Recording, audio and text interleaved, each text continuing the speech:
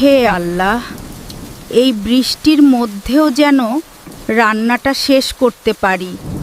ছেলে আমার বিদেশে আছে, কিন্তু কতদিন কোনো প্রকার খবর নেয় না। এই বয়সে মানুষটা এত কষ্ট করছে, তার জন্য কিছু একটা করতেই হবে। হ্যাঁ, আমাদের অবশ্যই তাকে সাহায্য করতে হবে। চাচির ঘরটা এবার সুন্দরভাবে তৈরি করব ইনশাআল্লাহ।